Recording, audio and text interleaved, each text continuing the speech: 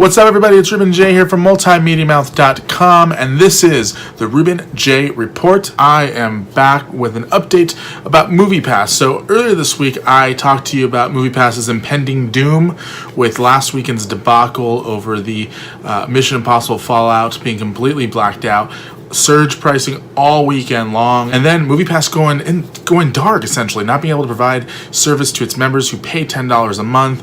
Now, here we are, we're about a week later.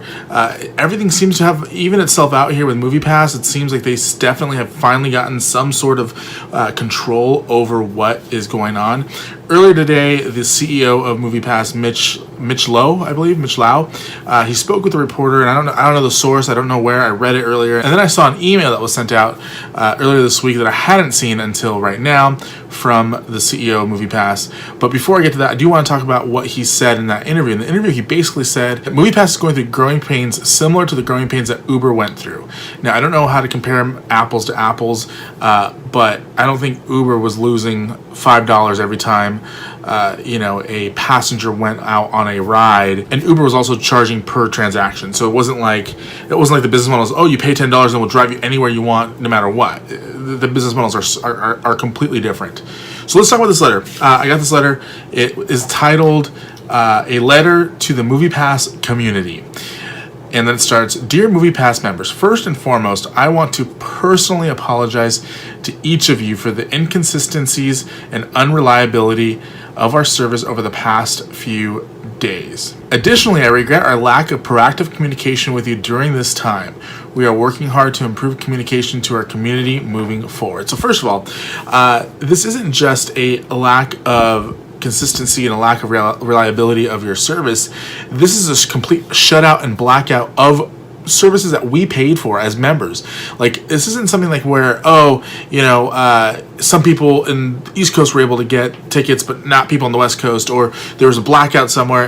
That's not what this is. This is a straight up, you guys made bad business decisions and ended up costing your customers time and eventually money, because eventually some of these people had to pay. Over the last several days, we've begun making changes to our service that will help us continue to offer our members high value, low cost in-theater movie experiences. We believe that the company we have built, the fastest growing subscription company in history with more than 3 million members. The first half of 2018 saw the total box office grow by almost 10% compared to last year, and we know Moviepass is responsible for a significant portion of that unprecedented growth. So here's an issue with that. So yes, people going to movies are up by a significant amount, 10%. Although 10% isn't really significant, it's really a minor significancy, which that's an oxymoron.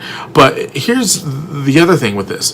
Moviepass is claiming that they are responsible for a portion of that. It could be 1%, it could be 8%, it could be 9%. A portion is really a safe word to use in a situation like this.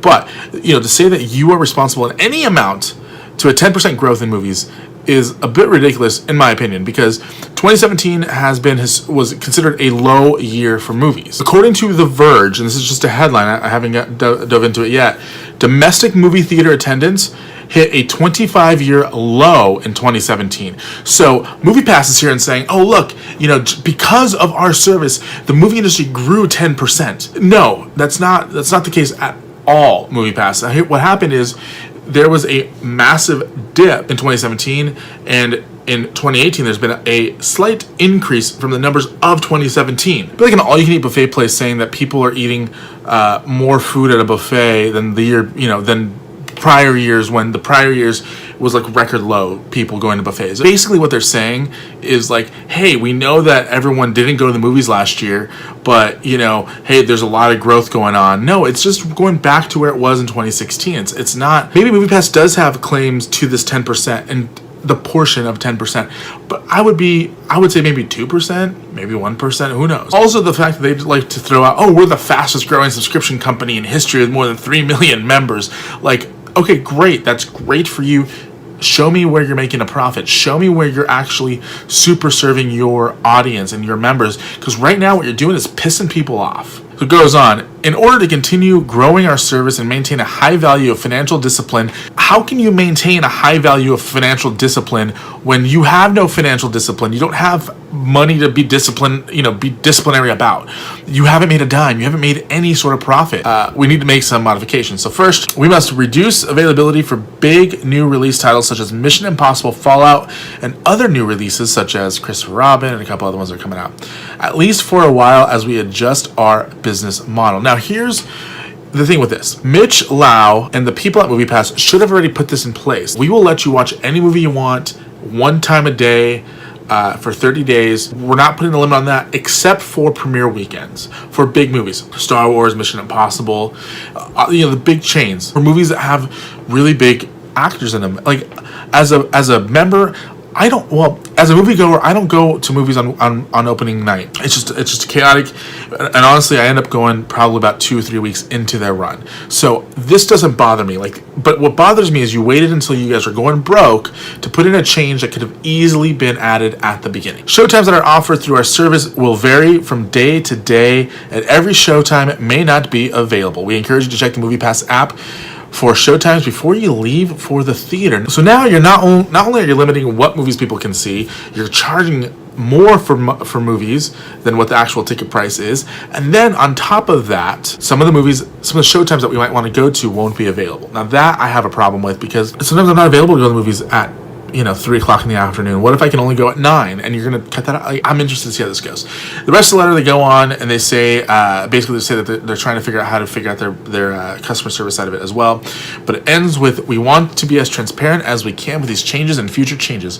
We are committed to give you the best experience. We count on your support and loyalty while we implement these necessary steps for the company to grow. Thank you for your understanding and patience, and we'll be in touch with updates as we have them. So another update from Moviepass. I seriously don't see this company making it to the end of the year, unless, of course, the $15 mark helps them. I've just seen a lot of people canceling their Moviepass, and in case you're interested, I think it's Autumn or whatever it is. There's a movie ticket link. A link will be in the description. They're basically saying, hey, they're doing this contest where if you send them a tweet with your Moviepass ticket cut in half, you enter a chance to win free movies for a year. So hey, if you want to cancel your Moviepass, that's the way to do it. But be warned, if you cancel your Moviepass, you won't be able to sign up for 9 months again, which I think is also stupid and ridiculous. Now let's go from one tech company to another tech company here on the Ruben Jay Report. Let's talk about Apple being the most valuable company in the world and the most valuable company ever for the United States. So Apple has officially reached the $1 trillion market valuation mark. Massive news. I'm not going to get into what that means because I'm not into stocks, and I can't really tell you about that. I just think it's incredible that Apple has reached this $1 trillion mark. It's massive news. Now, this is the first time in quite a while that any company in the world has reached the $1 trillion mark. There was a Chinese company that did it back in, I think, in the 90s, and they were only there for a short time.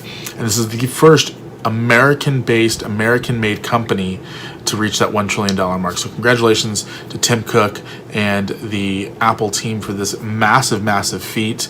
Now, Amazon is not too far behind. I won't be surprised if in the next 3 to 5 months, Amazon's also a $1 trillion company. This is going to mark a massive year for big businesses in America. The New York Times has an article up that's pretty interesting, talking about the rise of powerful mega companies, how long they can stay at $1 trillion, can they grow past $1 trillion. And Apple, if you want to send some money my way, I definitely won't say no. Anyway, this has been the Ruben Jay Report. Let me know in the comments down below what you think about Moviepass. What do you think about Apple becoming a $1 trillion company? Make sure to like this video, share it with your friends, and subscribe to this YouTube channel. Click the big M down in the bottom. Be right about here. And I will talk to you guys on Monday.